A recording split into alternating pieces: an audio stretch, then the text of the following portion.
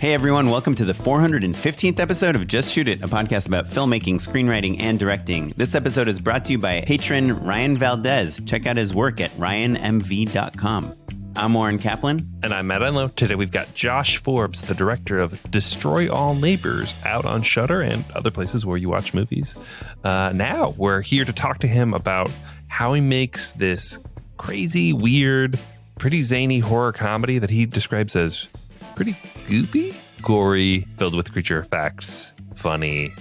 It's kind of a wild, crazy movie. We go in deep on how he made the movie, the process of getting it made, the long journey to even getting it into production, and his kind of overall philosophies on his career and also just making this film and how he balances his feature film career with his commercial and music video career as well.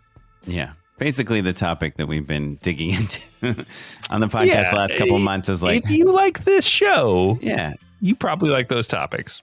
Which is like, how does one do it for a long time and keep doing it? Yeah, and his movie has like a cool cast: Jonah Ray, Kumail Nanjiani, Tom Lennon, John Daly, Alex Winter from Bill and Ted. Pretty cool. Yeah, real fun cast, and he's kind of like us. He's been in the comedy world for a long time. He's done a ton of music videos. He did like Carly Rae Jepsen video and Meghan Trainor and a bunch of other cool things. If you want to feel the lifestyle of a director, all the glory and the agony, this is an episode to listen to.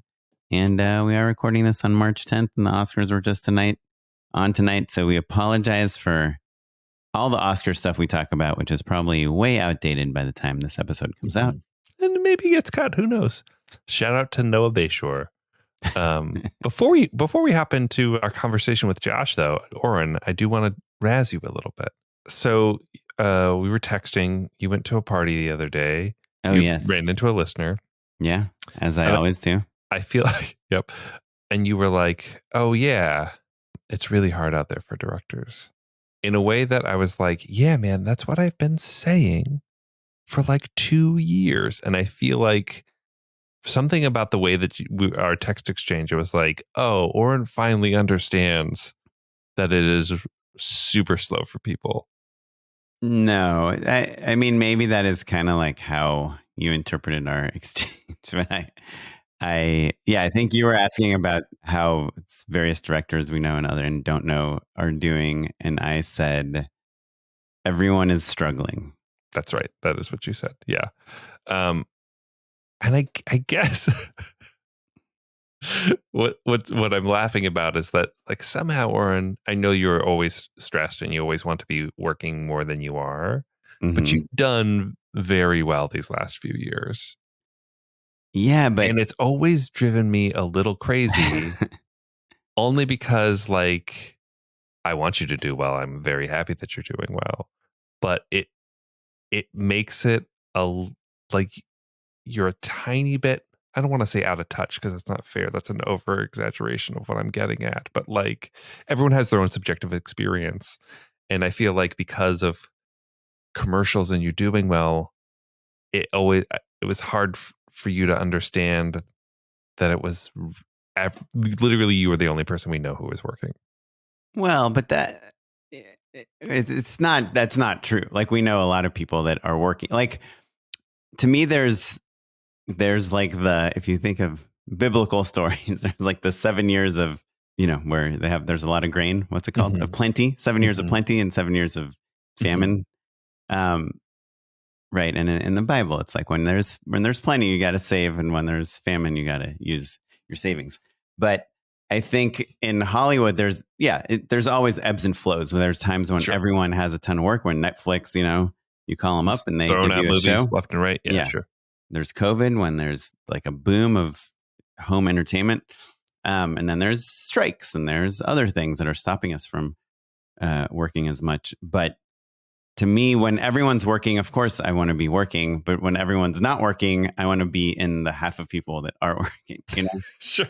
So, maybe right now it's not half. Maybe it's 60% or 70% of people aren't working. But I still want to be in that 30%. Sure. Yeah, of course. But I guess what I'm getting at is that, like, it's fair to complain that you're in the 70%, not in the 30%, as opposed to saying, hey, well, I guess it's slow, so I shouldn't be bummed or like trying to find new angles to get work. sure, that's certainly true. And I, I hope you don't ever think that I would be in the latter. But I guess what I'm saying is, like, it's a fine line between like spinning out and manic depression of like, oh, what am I going to do? I have to feed my family, and acknowledging overall trends in the business, right?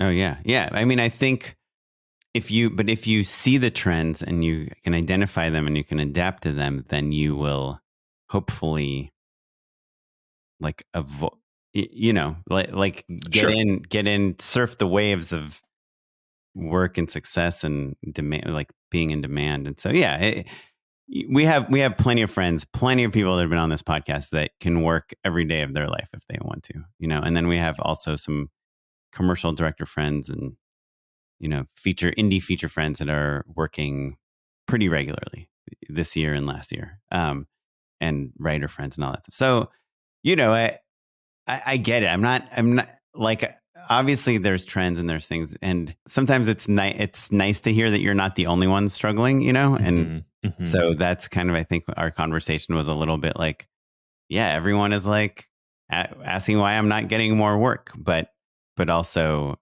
to me, like the more interesting thing to ask is like, how can I get more work? Sure. Regardless of what the trend is or how busy things are, if there's a strike or there isn't a strike and all that stuff. So anyhow, thank you for razzing me. Razz received. I feel very lucky that I get to work, and then also unlucky when I don't get to work. Anyhow, on that note, you should check out our Patreon, patreon.com/justshootitpod. It's a place where you can throw us a buck or two and you can help us feel luckier. Help us realize that this is a show that people listen to and care about, and maybe some of this stuff, you can commiserate with, or you can be inspired by, or you can find tips and tricks for things like, Josh actually had a really good tidbit about how to stay in touch with actors that you work with once and you might want to work with again. So yeah, check out our Patreon, patreon.com/justshootitpod. We'd be stoked to see even $1 a month from you. I'm very excited. Also, another good reason to be on the Patreon is that you get to know about our live shows and get hip to that information a little bit early. If you're listening to this the day that it came out, you're only one day late to our last live show, which hopefully went great. I bet it did. We're recording it before we had it. So, but if you want to be in the know for the next one, go to patreon.com/justshootitpod and throw us a buck or two. Yep. Okay. That's it. We've said the URL more times than allowed. On with the show. Josh Forbes, welcome to the podcast. Hello. Hi. Hey guys. How's it going? How's it going? You got a new movie out called Destroy All Neighbors. Yeah. We just got really panned at the Oscars tonight, and I'm upset. Yeah, but it's a bummer. Yeah. But listen, Is it not true that the holdovers kind of stole your script? they really, yeah. Well, I mean, I can't really talk about it, but yeah, let's put that in the yes pile. Here's the thing. Raging Bull, Destroy All Neighbors. They're all gonna go down in history as just getting ignored. As movies where one guy got fat. Yeah. Totally. And Jonah got skinny. Yeah. But yes, I did a movie called Destroy All Neighbors. You can watch it on Shudder right now, or you can even rent it on whatever, Vudu or Sure, yeah. Where you get movies. You could just watch it right away. On the Internet Movie Database, it says it came out in 2024. So did it just come out? Yeah, it did. It came out this year. Yeah. Cool. So it's actually eligible for the next year's Oscars, which explains a lot. Yes. Yeah. I mean, because Everything Everywhere came out early, that year when it came out. So that's what we're hoping for. Josh, tell us a little bit about Destroy All Neighbors. Just give us the pitch, okay, to set the table for us. So yeah, Destroy All Neighbors is a horror comedy, a lot of gore and goop, and I'm bad at pitching things, but it's kind of like Evil Dead meets Barton Fink meets I don't know, Airheads or something like that. As Sure. three movies you would definitely combine. Yeah. But yeah, I mean, it stars Jonah Ray Rodriguez and Alex Winter and a whole bunch of other great people. And I mean, I saw Kumail Nanjiani isn't it? Yeah. Is Alex Winter, is he Bill or Ted? He is Ted. Not Keanu, obviously. Alex Winters, but like for listeners at home, he's also a talented filmmaker in his own right. Kind of an icon. Speaking of before we started recording, we were talking about our collective commercial careers, and that's one of the things that really got me excited about Alex years ago was realizing that he was directing commercials and even music videos, and then now he's been just killing it with documentaries and guys, Alex just texted me and he said he played Bill actually. Oh shit. Okay. Yeah. Sorry. Oh, he was Bill, wasn't he? Did you actually text him?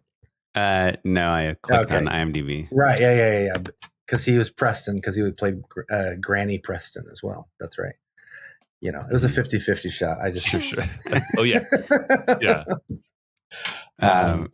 But yeah, I mean, we could talk about him and the movie and stuff like that. But just in terms of being a working director, you always hear, you only kind of hear the stories of the top crust of people, and and it's always a magical thing of just like Tarantino worked at a video store and now he's the god of Hollywood, and that's just what happens, but it was really interesting to sort of map Alex's career, because it's he started out as a director as well, like him and Tom Stern, and they had a show called Idiot Box on MTV, and he didn't do what a lot of young actors do, which is kind of fizzle out or just sort of rest on your laurels. He continually reinvented himself and continued to be creative. And so he's just always a guy that I'm always I just love that guy. I want to, he's a hero of mine.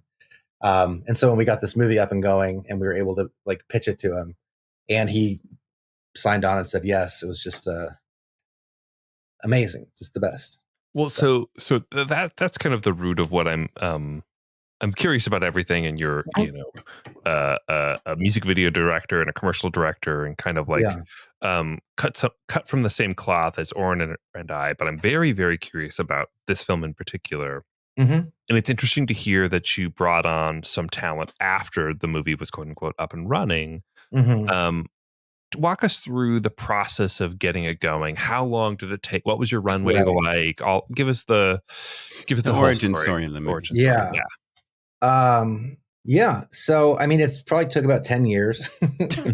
Yeah. It started with my buddy Charlie and I. He had worked on a music video of mine. He does stop motion, and we were just nerd out about movies, and we just kind of knew that we wanted to work together on something. I'm the kind of person who if I drive by a place and it's oh, that's a donut shop. Is that a movie? Donuts? Or is that I was commiserating with him about how at the time I was living in East Hollywood, Little Armenia, and we had just had our first kid, and my neighbor would just bang on the wall. It was this guy, he's probably in his 30s or something like that, but he lived with his parents, and he would just bang on the wall all the time and yell through there, I'm gonna kill your kid, or or fucking bait, whatever. I don't know if you can swear on this, but it was just awful, just a terrible guy. And so I was no swearing, but child murder is totally fine. Sure, yeah, that's fine. Okay, good. So I was telling Charlie about this, and he's oh, well, I have this guy who lives next to me, and he started telling me about it. He's yeah, he'll play Sade and at 3 a.m, and he'll play Smooth Operator on a loop, and he wears a tank top and or wife beater or whatever, and he always and he even filmed it.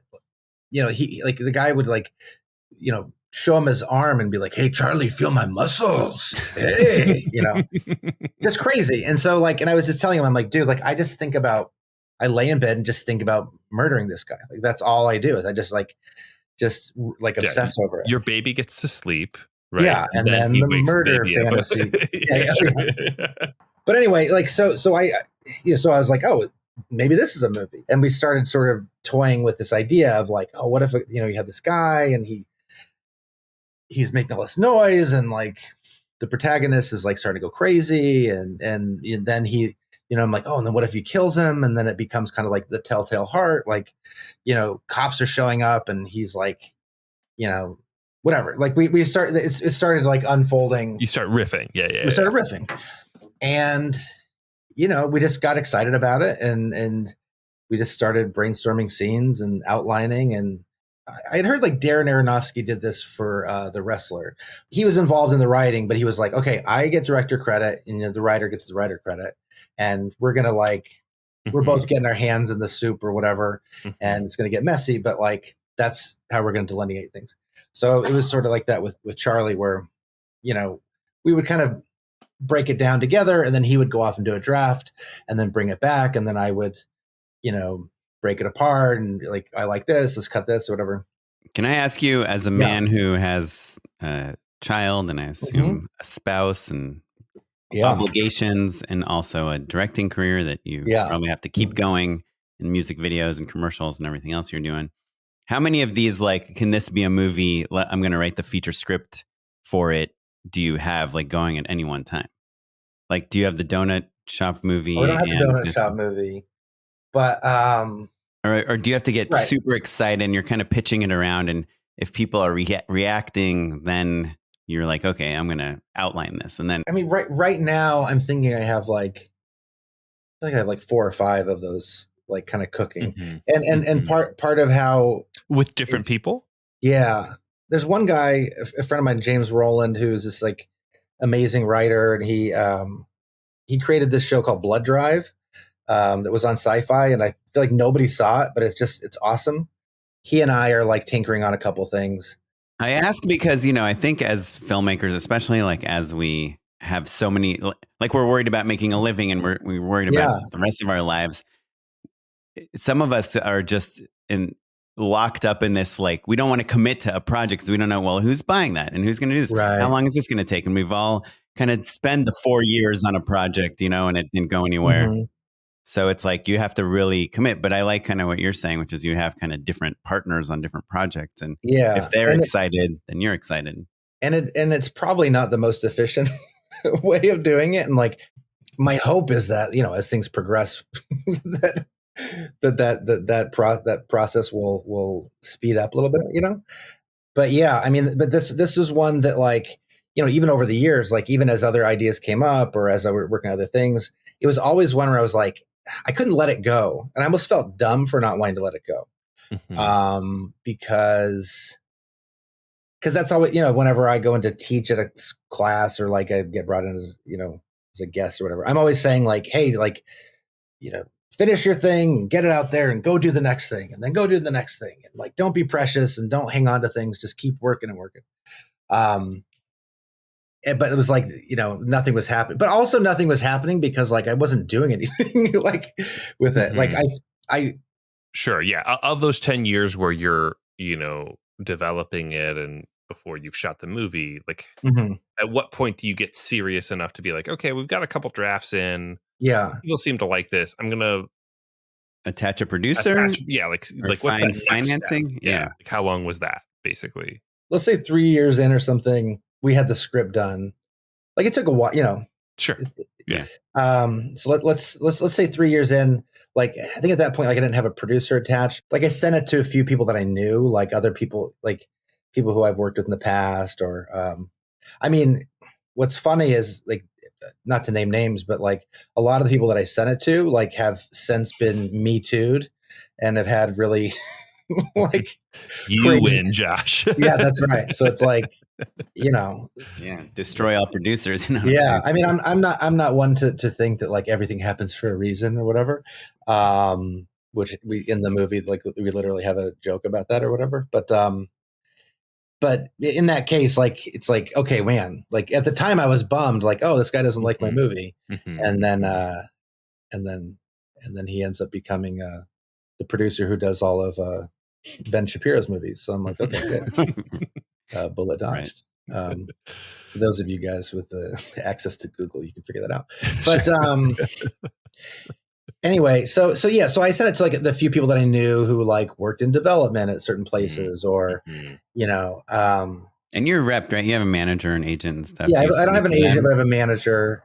And yeah, like my manager, I don't think he really even saw it. Yeah, I don't think he really got it. He was just like, I don't know, what is this? It is interesting that I feel like that happens all the time. It's like you write this thing and you're like, I'm going to give it to my manager, and my manager's going to help me make it. Your manager's like, what else you got? Yeah. That was 4 years. I had a movie that I was really passionate about. And my guy was just like, nope. Yeah. I was like, okay, all right, well. I had a huge list of names that I sent it to a bunch of people, and Jonah was on that list as well. And you know, he was the guy who really responded strongly. Like I texted, because we had worked on some stuff before. Like you sent it to him as an actor or as an actor, just like, hey, what do you think? You know, I think I just sent him I had this movie that's like Barton Fink meets Evil Dead. You know, what do you know, and you'd be the star. And he like emailed me and said like, call me the fuck right now or something. So I called him. And you had a relationship with him ahead of time before this. Yeah. Right? Like we were friendly. I mean, it's funny. Like we've tried to parse out like how we knew each other. Okay. I'll let people in on a little secret trick that I like to do to maintain relationships with actors. Those are our favorites. Yeah. So one thing I would like to do, like if I'm doing a music video or something, or you know, if I'm pitching on a commercial or whatever, like sometimes there'll be actors that I want to work with at some point, and so I'll reach out to them and be like, hey, would you be cool if I submitted your name for this thing? I mean, I knew Jonah like through the comedy world and stuff, but that was one of the things that I had done is I had like tried submitting him for a couple things, and it ended up not working out. But that's a good trick, because then you get like, you sort of get this like muscle memory going with an actor. It's like, oh yeah, this is, you know,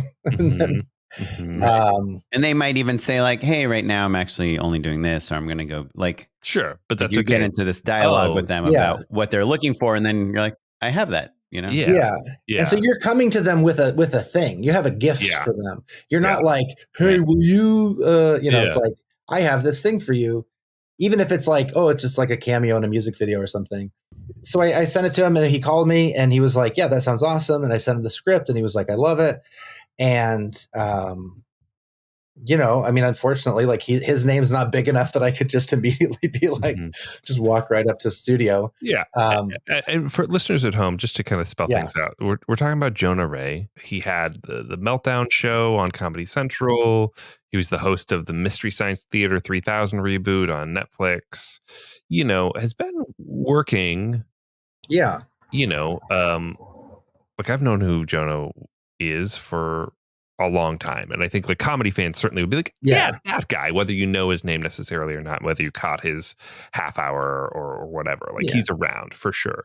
Yeah. So like in a certain sense, totally like so exciting. Awesome. This dude is great. He's really funny. He on TV. Horror. Yeah. He knows horror. It's like, of course. Perfect. Yeah. He was in, he had a cameo in, a movie we had on last Christmas. He was in Hatchet 3. Christmas Bloody Christmas is what I'm thinking of. Oh, for sure. He's like a guy who gets killed in that. Anyway, the point is like, you know, the sort of actor you could be like, here are his credits.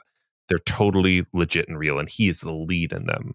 And also, Josh, to your point, still a little tricky to go get a green light, even though those credits are awesome, you know? Yeah. People in the know who he is, but it's like, you know, it's gonna take a little bit of love and effort to convince a ton of people to like give us all this money or whatever. But is he? I imagine he is like someone that knows everyone too, and so you could call like a Kumail Nanjiani and say, "Hey, Jonah Ray's doing the movie." Exactly. I mean, he's just a super lovable guy. He was on the Nerdist podcast for years, which right. you know, a little bit of Me Too business going on there too. Even if you're only looking at just that show, like he talked to like hundreds of like really wonderful people that he could easily reach out to and be like, hey, come play. But then also he did stand up for a long time, and he's a very beloved figure. So when he came on board, he had a couple of buddies who he's like, yeah, I have these producer friends, and we tried getting it up, we tried getting something going with those guys, and it just wasn't the right time, just wasn't working or whatever. And so then a few years later, I was talking with my friend Russell Sansgiri, who's a producer. We're trying to get this. I was trying to get him to help me on this documentary. And anyway, we started talking about Destroy All Neighbors, and he kind of signed on to help figure it out. And then I think like during the pandemic, so Jonah and I, we started like doing revisions on the script, and then at a certain point, we just realized it kind of needed a little something extra. And so we brought on my friend Mike Benner, who he's a writer on Bob's Burgers, and he just kind of like Charlie is a funny guy, but like his sensibility is a bit more quirky and like esoteric maybe. And so it was like with Mike Benner, it was like, okay, this guy knows comedy. He knows, he knows how to pack the script with jokes and whatever. And so we did a draft with him. And what was cool is that like, because we had Jonah, and like originally in the script, the lead character was a cartoonist. But Mike was like, hey, like, since we have Jonah, he's a musician. Like, why don't we lean into the music angle? And then that just kind of opened up all, like, so much of the movie just became about music, and oh yeah, this guy's making sounds and he's trying to, Got it. So it kind of unlocked a new layer to the character. Yeah. And so we kept attaching different people, or just like, a lot of it was Jonah's friends, like, hey, let's, would you want to attach yourself to this or whatever? And at this point, there's no budget, there's no shoot date. Yeah. Oh, it's funny. I think before Russell, like, I met this like younger producer guy who is just like a real hotshot guy or whatever, and he's like, all right, well, who do you have? And I was like, oh, we have, Jonah's on board, and I think I named a bunch of other people that like Jonah had. It's like, oh, Ron Funches said he would, or whatever, like all these people. Sure. And he's like, cool. So like, where's your stars? Where's your celebrities? And I'm like, these are the most famous people I know. Like, so Jonah and I were like, we just keep texting back and forth. Like, how do we do this? What are we going to do? And he had an office in South Pasadena, and across the alley was Alex's office. And so Alex Winter. Yeah. So when Jonah and I would sit and like do whatever writing sessions, every now and then we would be like, man, I wish we could just like get it to Alex. Maybe Alex could be a producer on this movie or something. Like, he's just right there. Like, because he made the movie Freaked. I don't know if you guys know Freaked, but like Freaked really shares a similar sensibility with what I wanted to do. There's a lot of prosthetics and a lot of crazy, very zany. And, eventually during the pandemic, Jonah was like, you know what? I think he would like, I think he didn't want to, I think he feels hesitant about leaning on his celebrity friends for things. Sure. And so he was like, but during the pandemic, he's just like, all right, forget it. Let's throw a Hail Mary. And so he sent it to Alex, and Alex was like, he's like, I don't really do a lot of this stuff, so like if I come down with a case of scurvy, just know that it's not your fault or something. And so then a few days later, he like emailed us back, and he's like, well, the good news is I don't have scurvy. Well, I really like this. What involvement would you want? And I was like, well, we'd love to have you on as a producer. I mean, if you want, you could have a part, And he's like, what about Vlad? And I'm like, yeah, let's do that. Vlad's like the lead, like bad guy or whatever, kind of bad guy. And so, yeah, so at that point, then he came on, and then he has some higher powered reps and at CAA and stuff like that. And he's just like such a dialed in, cool guy. Alex is like, I don't know.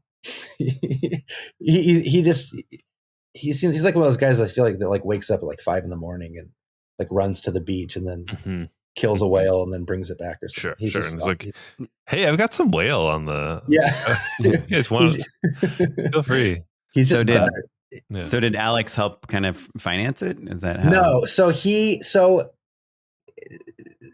came on, like first step was like he had notes for the script. So we brought on another writer, Jared Logan. And I mean, like, God bless all these guys. Like they just, they're working, like we're all working for no money, but like these guys are, busting their humps. And so at a certain point, like we got it really tight, we thought. And so the CAA sent it wherever they send things. and no bites.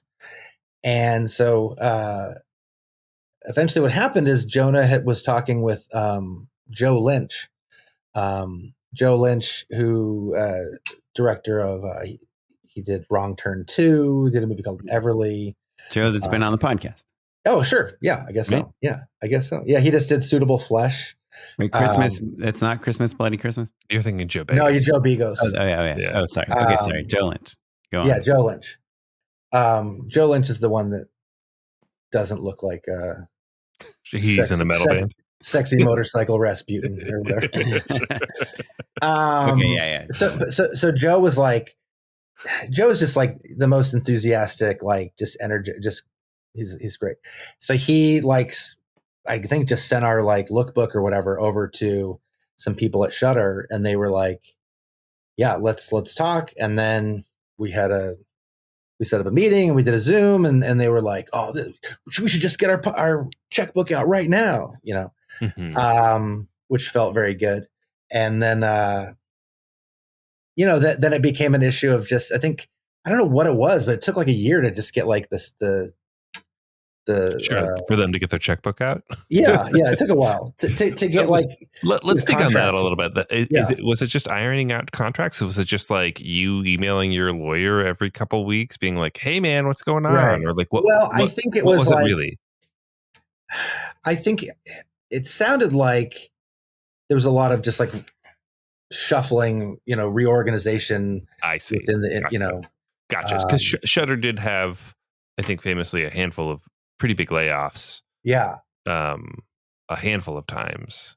And so some of the people we'd been talking to were then, gotcha.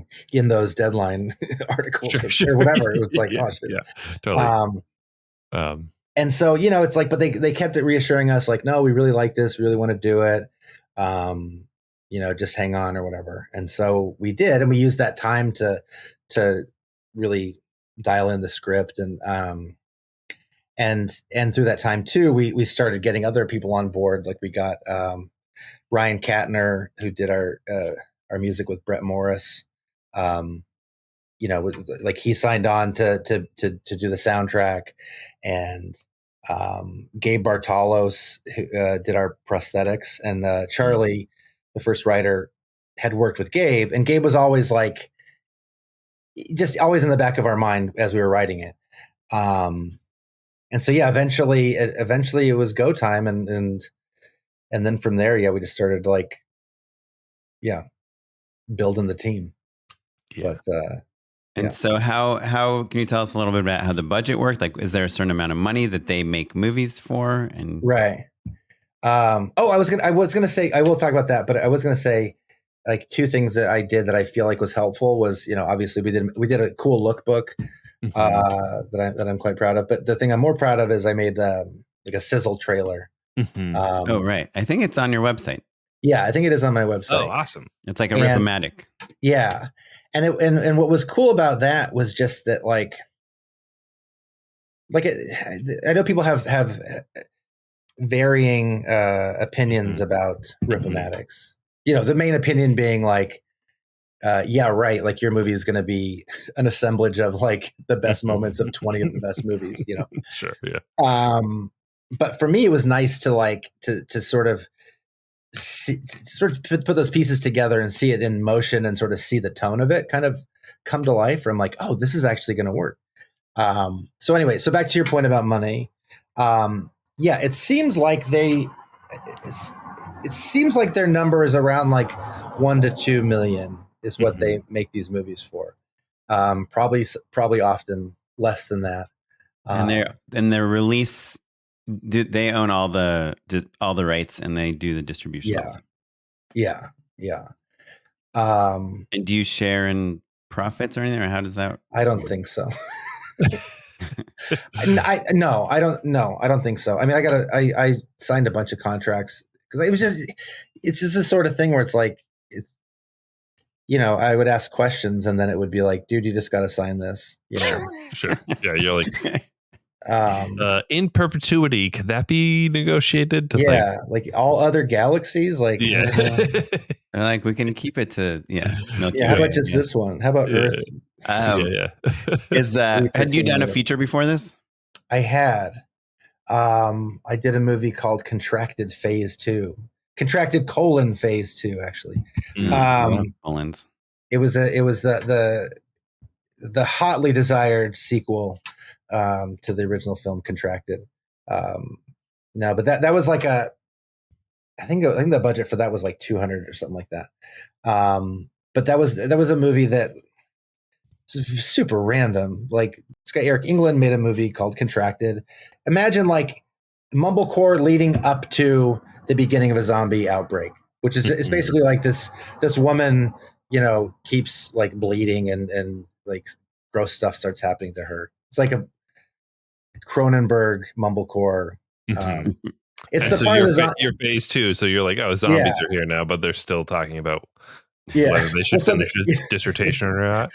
Well, I mean, like that movie was like the hook of it was, hey, this is the part of the movie that everybody else edits out.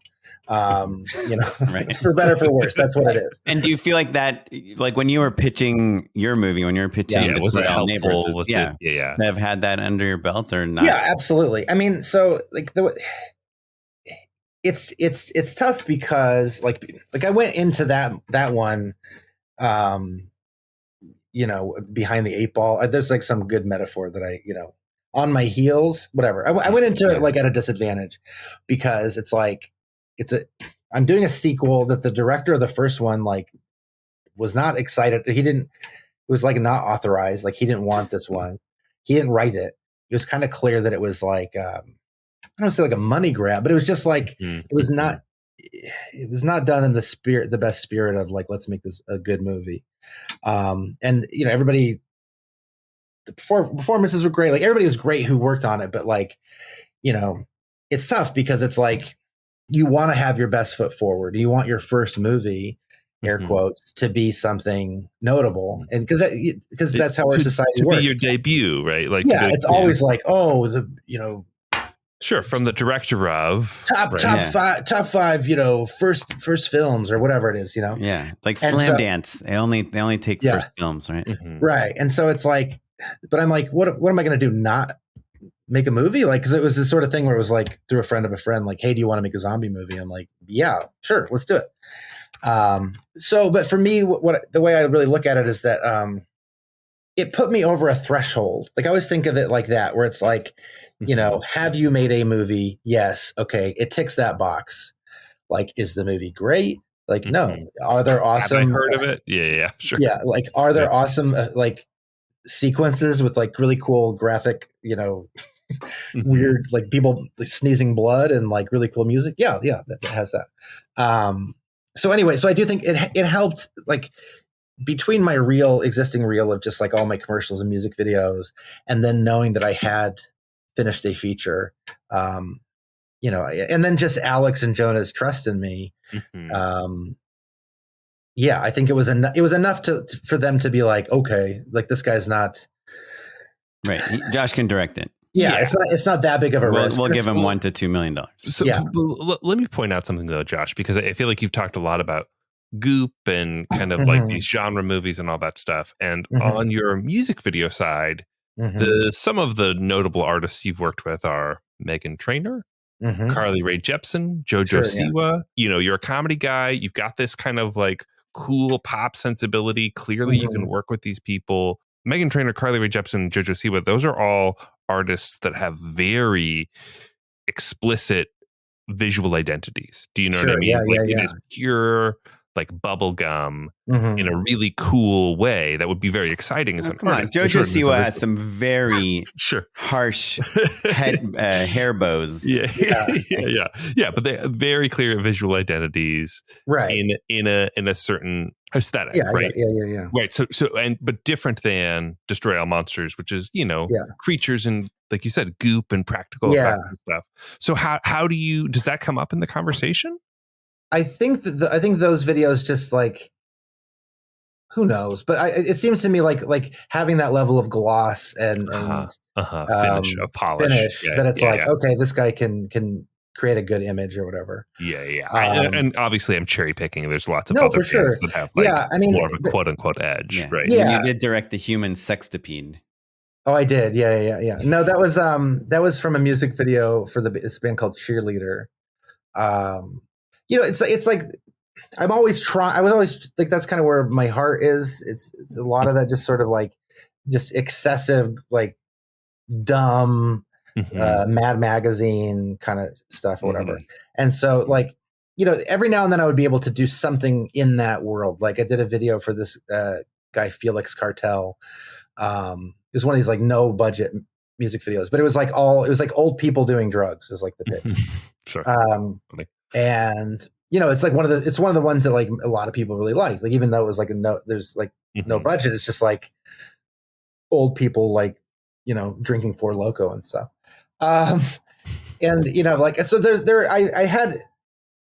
I've been able to sort of like put that fingerprint on or whatever, like here and there. Like I did a video for The Offspring where it was like clown fight club. It was just like a lot of gore and, heads falling off. And, I've had a chance to sort of have those moments and things. So you combine them, right? You can say like, okay, yes, this is the polish and the, the professionalism, quote unquote, of some of these videos, and also the gonzo sensibility of this video. And then ta-da. And also I've made a feature. But I think that's how I like to think of it. But I think ultimately it was like, oh, Alex and Jonah like this guy. He's done a movie. He seems like a grown up.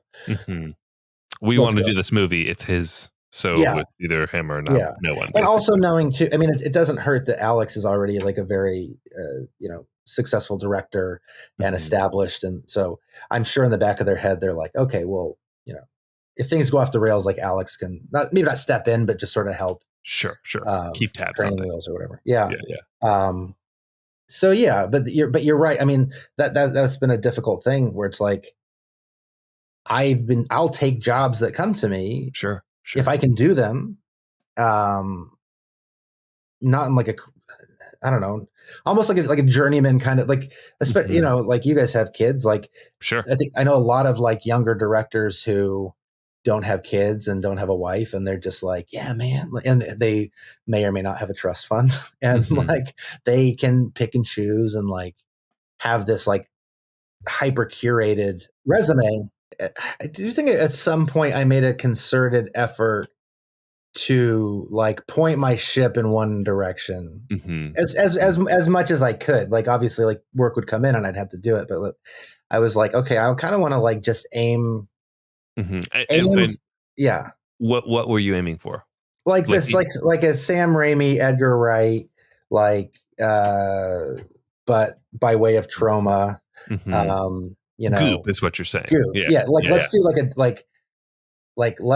because I just love exploitation movies and stuff. Like, let's make like, what if I made an exploitation movie, but it was like made with my smart like comedy friends? What would that look like? Was always kind of. But I really just like kind of really dug into horror too. Like I always liked horror and I've liked horror for a long time. But I think there was a moment when there was kind of like all right, I'm going for this, and I sort of like I became friends with some people who did like a horror podcast, because becoming friends with like the horror community. I started going to horror trivia. Like I just sort of like ingrained myself in that world.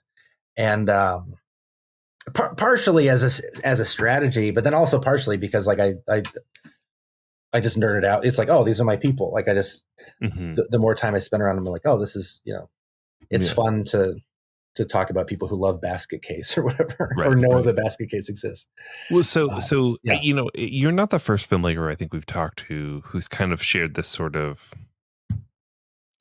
mentality, right? Where like we talk to horror directors that they're in one of two baskets. They're either like, oh, I cared about Basket Case from age 7 on, and like I'm a maniac for horror, and that's all I ever wanted.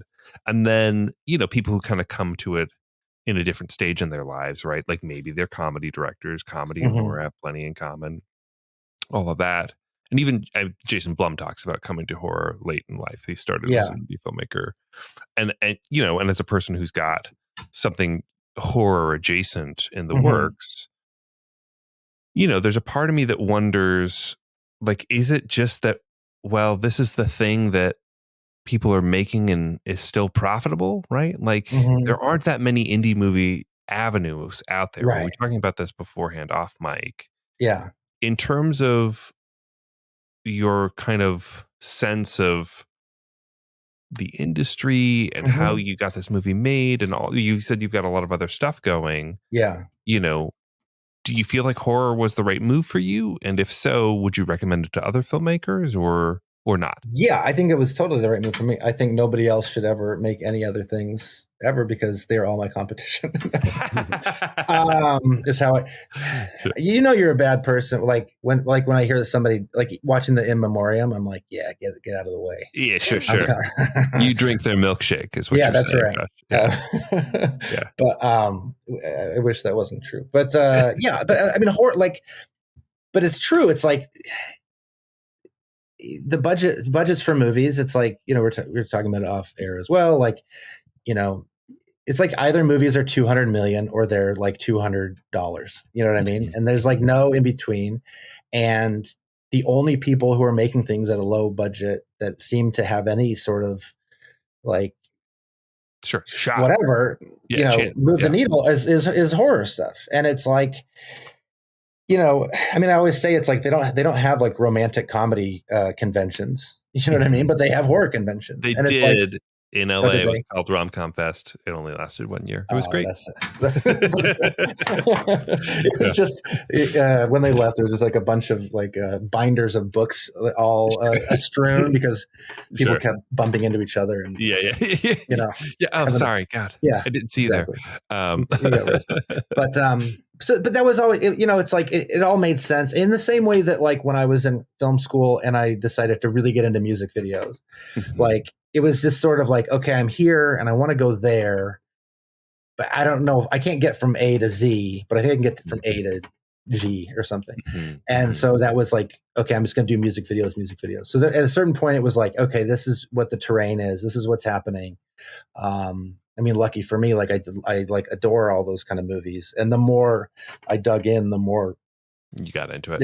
I got into it. I mean, because I grew up in like kind of a Christian household, and I went to like a Christian college, and so that like when I got exposed to certain things, it was always very very charged and kind of salacious and contraband. Like my experience with all of like the big franchises was just like through the posters.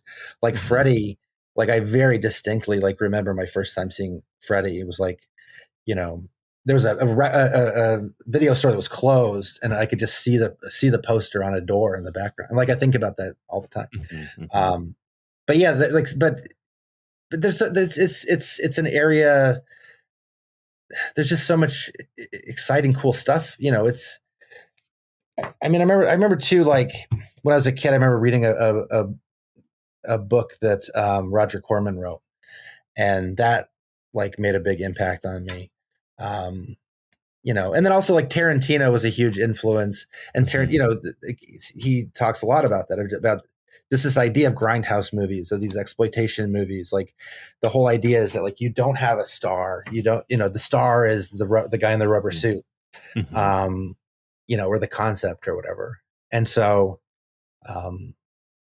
that's what's tough. Like I have a script that I love, but it's like the story of like these homeless, these homeless black kids who like have to move in with their uncle or something. It's like, it's like completely like, I love it. And it is totally a me movie, like, cause I'm a father and it's kind of a movie about like a guy having to take care of these kids. But I don't know if that movie's ever going to get made because it's like, who's going to fund that? Who's going to watch it? Whereas like, if I come up with another like crazy horror thing, like there are places for it. And like you were saying, we were talking about Shudder. Like Shudder, I feel like is the new, what is it, AIP or whatever, like the new Roger Corman, in so many ways, and they like, to their credit, like they really didn't have that many notes. Like, I don't want to blow up their spot or whatever, but like they just kind of let us make the movie. And hey, make sure it's in focus and it's this long, and and as long as it's 9:16, vertical. Yeah, right. Yeah, as long as we can make it vertical so people can watch it. Well, let me ask some practical stuff. Sorry, Oren, did you have something? Oh, I think I was going to ask the same thing. Like how many days did you shoot? I feel like it was like around 16 or 17. It wasn't a lot. So definitely like indie film style. Yeah. Feature making. And with all the crazy prosthetics and goo and everything, 16 days. Yeah. Was that scary? Yeah, it was kind of, it's a little a little scary, I guess. Like there's all the puppetry, like all the stuff, right? I mean, a ton of practical effects. Yeah. I felt pretty confident going into it, especially too, having done Contracted 2, it was like, it having done that experience, like one of the things that it illuminated for me was what a marathon making movies is. And how, because like if you're just doing a commercial or a music video, it's like you work all the way up to that one day and you do it, and then you sleep for a week. But this it's like, no, we're shooting for 3 or 4 weeks or whatever. And did you do a lot of visual effects, or were you like really intentionally trying to do everything in camera? Right. There's a ton of effects in it. A lot of it is like wire removal and like, so it was like the practical stuff. Yeah. So we have like, these intestines playing the drums. And so we'd have like my friend Bill, like hiding under the drums with these sticks. Bill Watterson, give a shout out to him. Oh, he's been on the podcast. Yes, on the podcast. Dave Made a Maze. Dave Made a Maze. Yeah. That's what was awesome is like he came on board to do some puppeteering. My buddy Ryan Spindell, who did the Mortuary Collection, is just like an insanely talented guy, and he shot some second unit stuff for me, which is it's like some of the best looking stuff in the movie, like just some little like Edgar Wright snap zooms to things and stuff. And for your crew and stuff, did you try to bring like your friends from a commercial world and music, like the people that you've gotten them jobs and now kind of hook me up with like $200 a day rates? There's a little bit like that, but it's tough because a lot of those people that I came up with, they're just like, they're already gone. They're like on shows and like doing huge movies now and stuff. So it was, but like our DP Will Stone, who's dating our friend Amanda Mortimer, he and I had met at some point, like just as friends, and I did a commercial with him as sort of a trial run or whatever, and we just really hit it off, and he's just hilarious. And what's funny about him is like he doesn't really like horror, so I was like, okay, great, like you're making a Fincher movie or whatever, like you're making the movie that you're making, because I don't want it to be like wacky, like it's kind of fun to have somebody who doesn't know the genre to be working in it. Our wardrobe person, Fee Baker, her name is spelled A. Yeah, I know Fee. Yeah. We have worked with her on a bunch of things.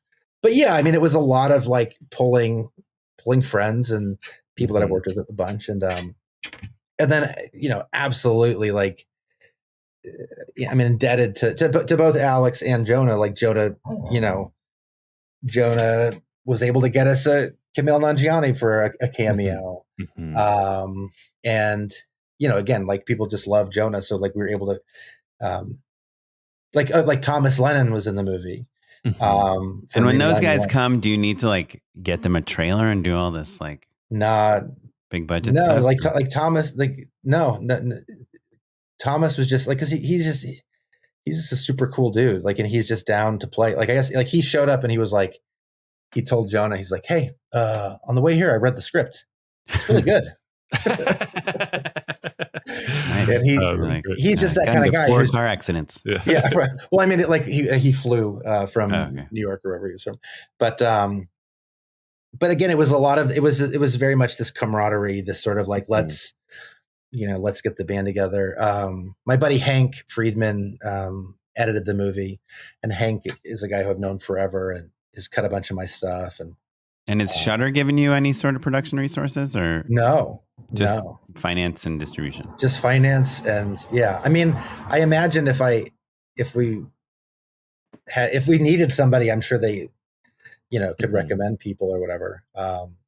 Right. But luckily, like we just, we had all those guns under our pocket.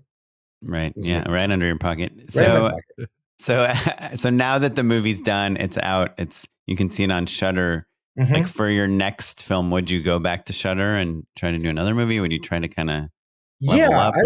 I would totally. I'd love to.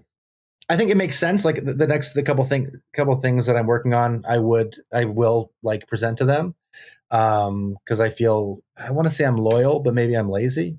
But like, I like sticking with the team. And what's funny? I'd love to work with Shudder, but Sure. I mean, why not? Also, like to our earlier point, it's like hard to get a movie made. So if you've got a relationship somewhere, let's go for it. I think also, we talk about a previous guest has a new YouTube channel. This guy, Dean Peterson, is making a lot of videos. We should have him on the show again soon. But anyway, he just had a new YouTube video out that basically makes the point like a lot of filmmakers will make their debut feature and they'll be like, I gotta level up. I gotta, the next one's gotta be bigger and better with more famous people and this or that or whatever. And then it takes them 8 years to make another friggin' movie. Yeah. And all of the goodwill and all of the momentum that you had going has just evaporated, right? Yeah. Every festival programmer you knew is moved on to a different one or burnt out or whatever. Your crew's moved on, like all of that stuff. And, he posits like, just make another movie the same size. If you could do that, do it again. And then, you get your wheels turning. And I don't know that I necessarily agree note for note with that advice. Yeah. But the spirit of it is dead on, just keep going. Right. Well, there's some, I think a lot about like Daniel Scheinert of the Daniels, who like after their first movie, Swiss Army Man, he went off and made a smaller movie, The Adventures of Dick Long or whatever. I imagine the budget was like much less. And, but there's something nice about it's that sort of soft, like shaking the sophomore jinx a little bit. Like, let me ask like just a straight up ruthless question. Yeah. While you're making the movie, you're a workaday filmmaker, you're doing music videos and commercials and all that stuff. Are you, obviously not while you're shooting, but like while you're in post, are you working other jobs? Like how do you juggle that sort of fallout afterwards? Yeah. I think I was, I was shooting, like I shot another commercial, like leading right up to the shoot of our movie, which both producers were not so happy about. The one on the commercial and then the one in the movie. And then, right after, like I was right back into writing treatments for stuff. And, I mean, it's tough to, like, honestly, like between like last year just sucking in general because of the strikes and whatever. And then, the pandemic, it's like I definitely had to take a lot of like little weird like editing jobs or like just random. Like I have a buddy at the Lincoln Project who every now and then he's like, hey, we need something animated. And I'm like, okay, and I'm like, it could be worse, right? Yeah. But I'm like, I'm not, yeah. I don't fancy myself an animator, but like, I know my way around After Effects and Final Cut, or not Final Cut. Premiere. Vegas. Yeah. I'll be brutally honest. Like the week that like my movie came out, and we were doing like big premieres, and like Weird Al came to the premiere, which is cool. Like on that same week, I was like trying to sign up to be a DoorDash driver. I was just like, what do I? Yeah, you need money, and you're delivering to Weird Al, and you're like, oh man, he's like, do I know you? I'm like, putting a mustache on. Yeah. But it's one of those, it's like I feel like it's like maybe every 7 years or something. So like it'll hit this kind of lull where my wife's like, hey, what do you think about law school? What do you think about getting a job? And I'm like, I have a job, I just don't get paid for it. But I mean, it's tough. And that's what's crazy too. It's like, would I want to make another Shudder movie? Like, yeah, absolutely. Cause I like the freedom I had, and I like the pipeline, and I like, there's so much about it that I like, but it's like, I don't know how anybody survives financially on these things. But you do, but you are like a filmmaker that survives making a movie here, a commercial there, a music video there. Yeah. And I've been able to call, I live in South Pasadena. Like I'm putting my kids through school. Like I'm doing it. We're doing it. I mean, a huge thanks to my wife, who is a therapist. So she has like some relatively consistent income, but it's always tough. And it becomes really demoralizing too. Like that's what's crazy about this industry is you'll go from like, oh man, I'm the king of the world, to just like, oh no, it's not working. My phone's not ringing. How come I'm not getting email? Like, I have to change the font on my website. Like, what's like you start second guessing everything about yourself. And then I'm always like, AT&T. I don't think I have any reception because no one's called me all day. Like, that's weird. Spectrum must be out. Yeah. So luckily things are trucking along, but it's always crazy. It's always tough. And let me ask, because the movie's been out for a little bit now. Do you feel like it has, or even before it had come out, could you use it in any way? Could you leverage it to like, change the way that you're pitching on things? Like, oh, I just had a new movie that came out. Like, did you throw the trailer into the mix of like a commercial pitch or something? Yeah, or just in general, like, did it help your career as well? Or even do you send it to agents and managers or production companies? I should do that. I'm really bad at LinkedIn. Yeah, I'm bad at all that stuff. I should probably take a class or something. Like, I mean, I think just generally, like, if you find one, let me know, Josh. Yeah. But it's obviously it's an awesome flex, and like, working on shooting a commercial and then being like, oh, what do you have going on next? Like, oh, I'm shooting this movie. Or, you know what I mean? Like it helps give them confidence. Oh, this guy's other people believe in him. I know enough people who've gone down this road that I know that it's not going to immediately open doors. The next one's going to be just as hard. I mean, I hope it will be easier. It's hard for me to know like the reach of the movie and who's watching it and stuff. But I think there's also like, just on a personal level, I'm sure you guys have gone through this too. Like, it's hard. It's really hard for me to be happy where I am. I'm always looking up. And of course, like whatever level I'm at now used to be up, Sure. Yeah. And so the old you hadn't made a movie. Yeah. And now you've made two, right? Yeah, exactly. And so, I'm like, but I know people who've made tons of movies who are like, watch the Oscars, like growling, how come I'm not there? Right. So, or the people that make like a movie every year and are like jealous that you get to make commercials, Right. Yeah. So it's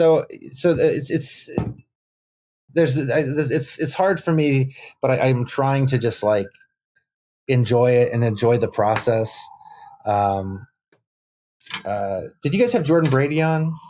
Yeah. Sure. We know Jordan. Like we respect the process for sure. But his respect the process, like that really like changed my brain chemistry on how I look at this stuff, where it's like, okay, like doing the treatment, that's the job. Like doing the call, that's the job. Like sitting with an editor, like, you know, all that stuff. Trying to really enjoy that aspect, like, coming up with ideas, that's part of the job, and not putting so much on the directing part, being on set, talking to actors. Yeah. One of the first lessons I learned when I moved to LA was like, I met this actor that had worked a ton, and he told me, he's like, the number one requirement of being a successful actor in LA is to enjoy auditioning. Yeah. It's like, that's like 95% of what I do. And if I'm going to be bummed unless I'm on set acting, then I'm never going to be happy.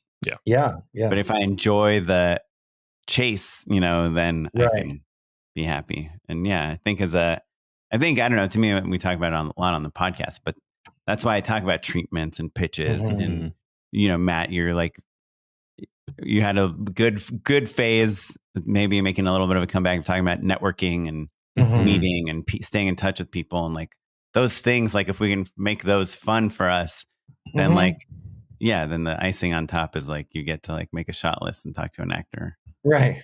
Well, that's the thing too about networking, right? Like there's something really like sleazy about it, or feels like there's the potential for sleaze. But I keep reminding myself, I'm like, you know, like when I sort of like injected myself into this horror trivia world, let's say, you know, there's part of me that's like, oh, this feels Machiavellian. But then there's also a part of me that's like, no, like I like these people and I like this stuff, and we're all here trying to make the same things. You know, so let's just enjoy this relationship. Like, you know.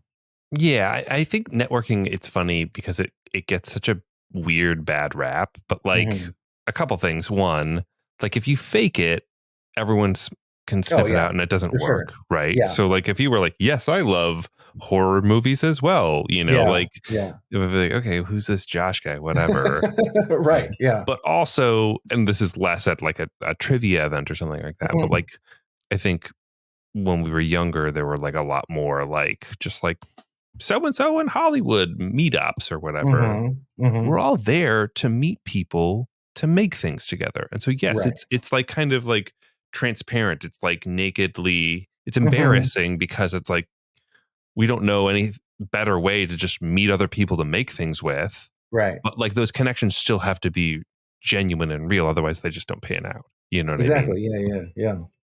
Any other kind of like last lesson that you kind of learned from this experience with Shudder and with Destroy All Neighbors?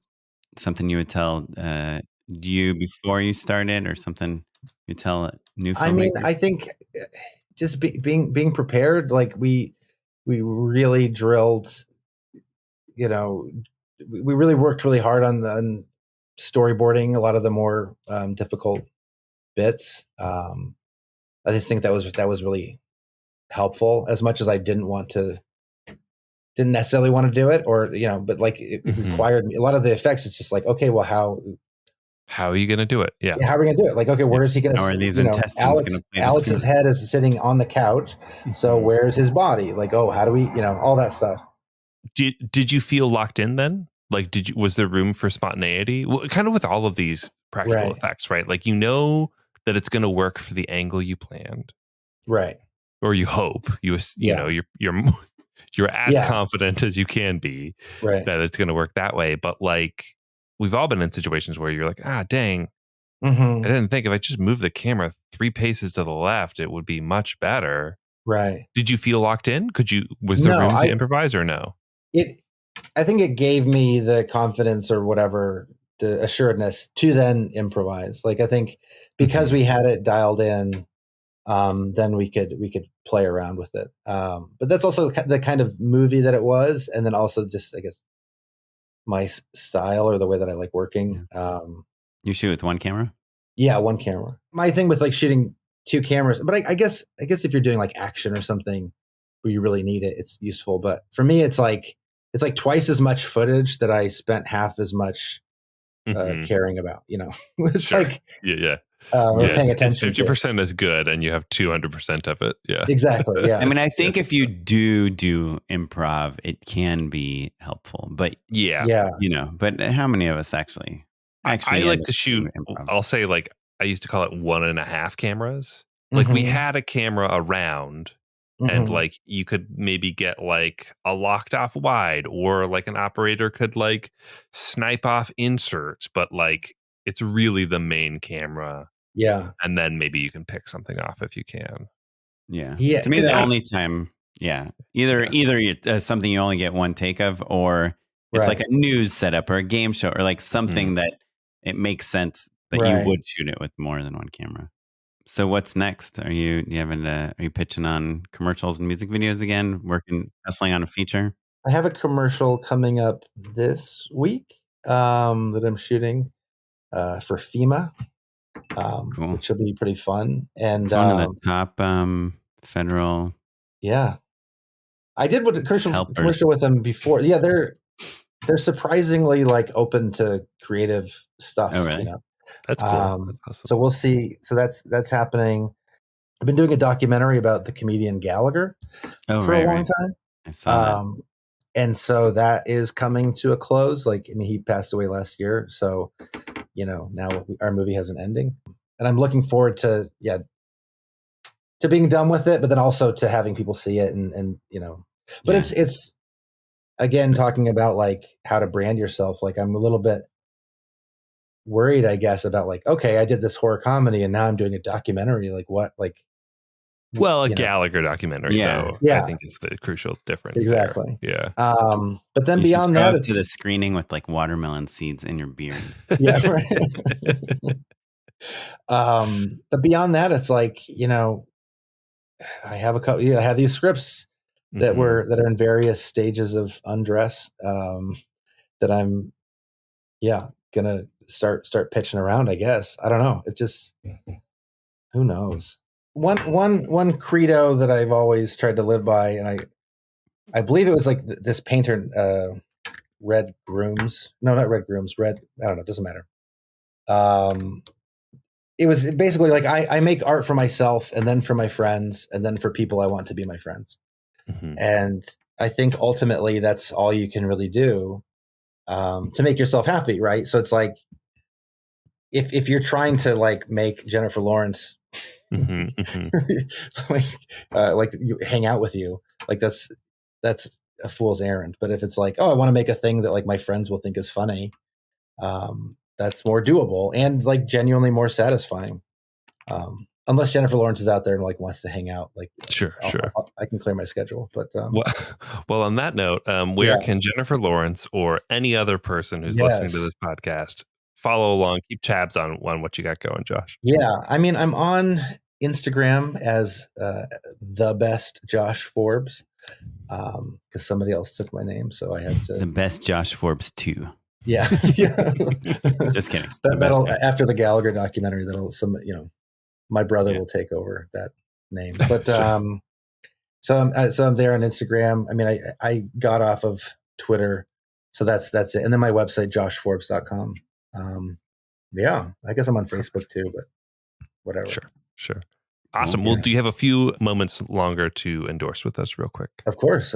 Unpaid endorsements. Josh, earlier you mentioned that you premiered at Vidiots, which is a local movie theater in Eagle Rock, if you want to get specific. But I went today with my daughter to go see Frozen, the family-friendly matinee at noon.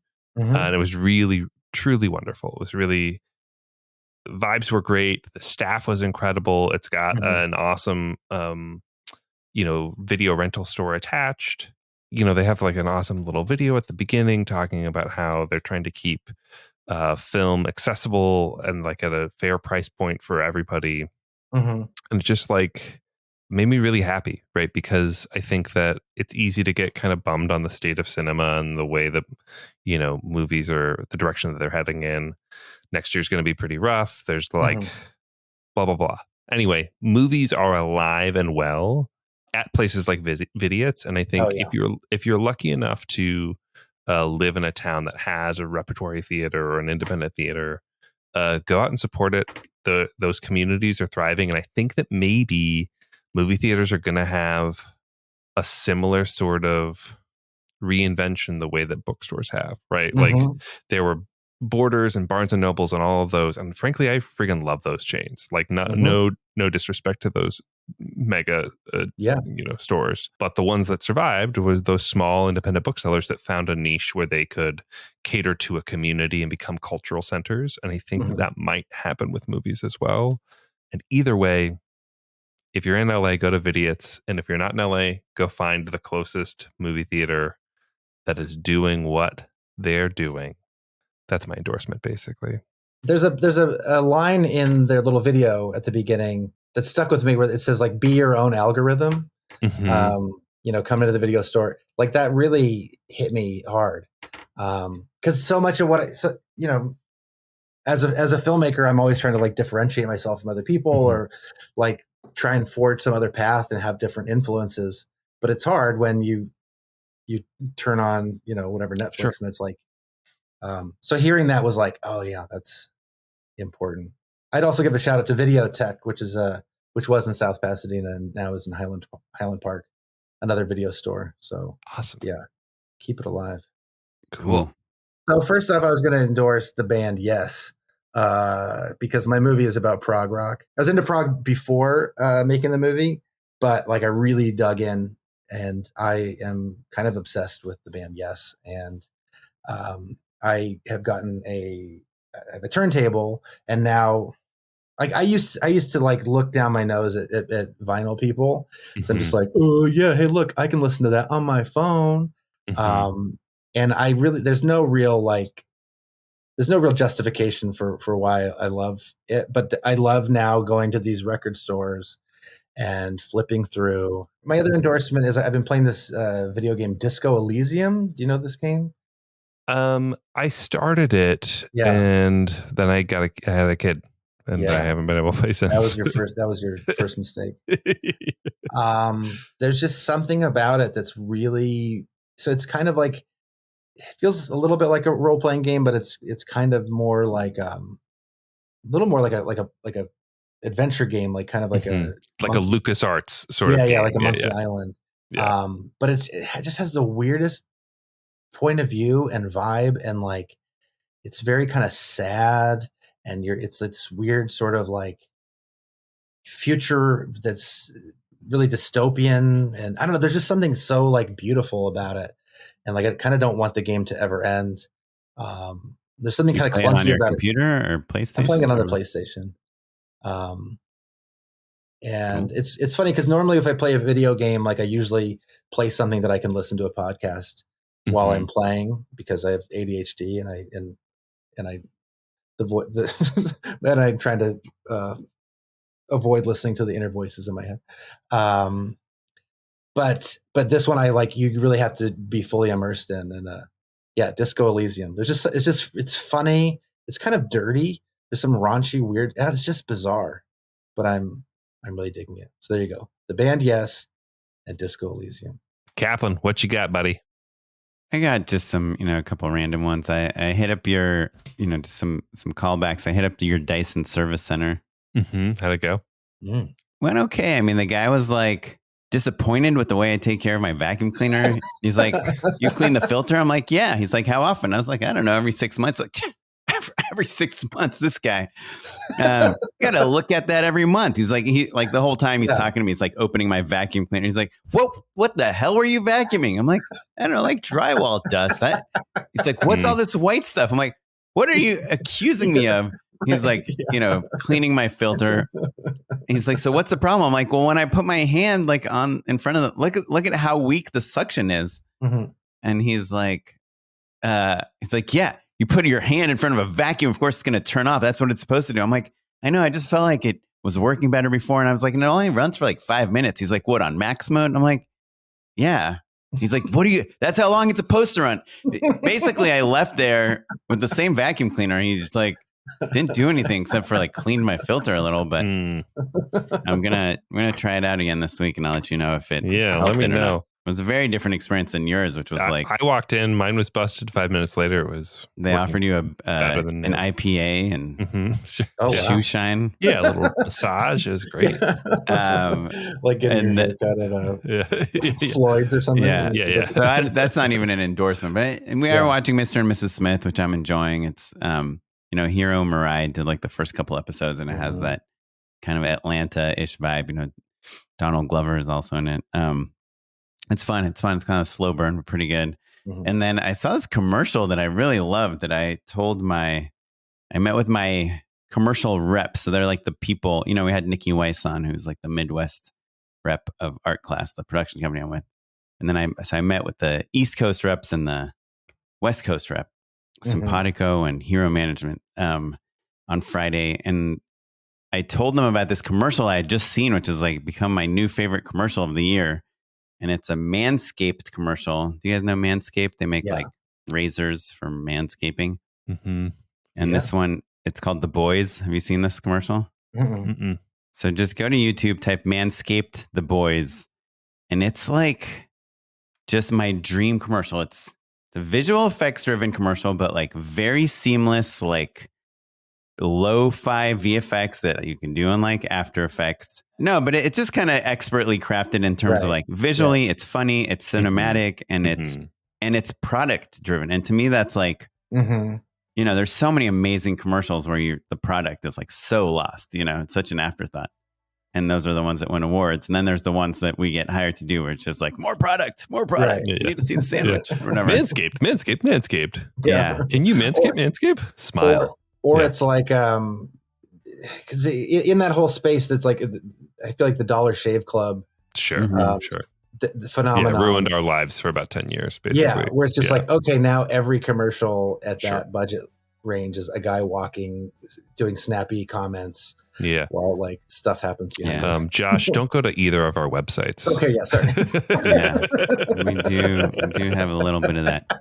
I mean, I like that stuff. Lucia Agnello directed that. Dollar Shave Club commercial. She created Hacks and did Broad City, and it's like she did all right. Kind of like comedic genius in her own right. So but I'm just sorry. But anyway, if you want to see your point is there was a popular mode of like this is how but it's nice, but it's nice like what you're saying, like to go product first and to I don't know. So if you want to see the type of commercial. If you're an agency producer and you want to see the type of commercial I'd be dying to make right now, and I think I would do a good job, and check out Manscaped The Boys on YouTube. And I also like shooting stuff where people are walking and talking. Like, don't if you want someone walking and talking or anything remotely funny, don't call Josh. Just call Matt or me. That's right. Yeah, that's fine. Okay. Anyway, thanks so much, Josh. If you want to email us, talk to us, let us know how you destroy your neighbors. You can email us at justshootitpod@gmail.com. You can find us across all social media at justshootitpod. I'm on Instagram at okaplan. And I'm at Mr. Matt Enlow. This episode was edited by Noah Bayshore. Thanks, Noah. And produced by Noah and Tyler Small. And you're listening to music provided by the Free Music Archive and the artist Jahzzar. Thanks everyone. Goodbye. Bye.